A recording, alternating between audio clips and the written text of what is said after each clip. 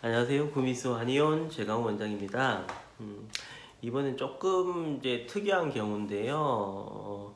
이제 우리 이제 구미수 한의원에는 이제 추나요법을 전문적으로 좀 시술을 많이 좀 하다 보니까 이제 가끔 가다 보면 체대 입시 이제 준비하는 학생들이 이제 내원하는 경우들이 있거든요.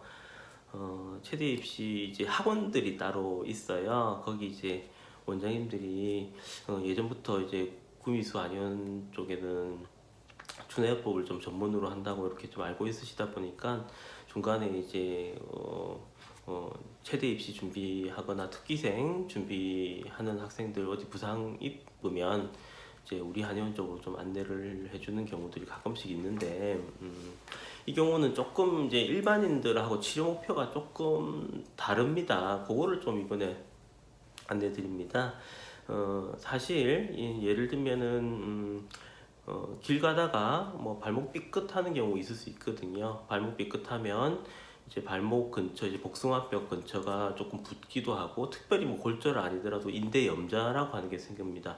보통 이제 발목 복숭아뼈 바깥쪽 복숭아뼈 근처에 정거비인데 염좌가 대부분인데 이 경우 이제 일반인들 같은 경우는 이제 약간 붓기가 조금씩 있고 이제 걸을 때마다 조금씩 뜨끔뜨끔한 통증들이 있으시죠. 그런 경우는 웬만하면 뭐 일반 진단 주스는 2주 정도 나오지만 침하고 물리치료하고 충분히 안정을 취하면 뭐 일주일 안에도 많이 좀 괜찮아지시고 보행시 통증들이 많이 좀 사라집니다.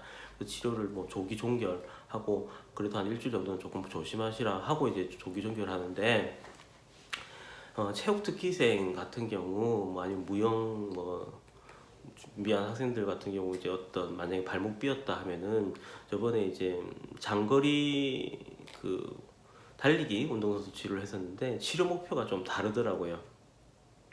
학생들 같은 경우는 이제 운동하는 학생들 같은 경우는 치료 목표를 걸을 때 아픈 게 없나가 목표가 아니라 어떤 운동을 할 때도 통증이 없나까지 가야 되는 게 목표더라고요.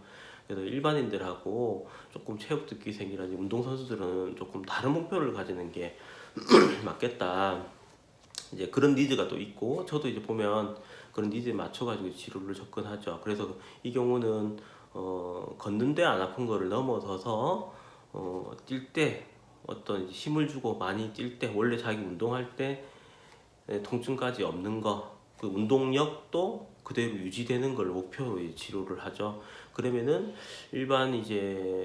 일반인들보다는 조금 더 치료 목표를 높게 설정을 하죠. 그러다 보니까 일반인들 보통 1주, 2주 정도 이제 염좌 치료 목표를 조금 더 뭐 2배 정도 더 잡고 치료하기도 하고 하지만 그분들한테는 그만큼의 니즈가 있는 거예요.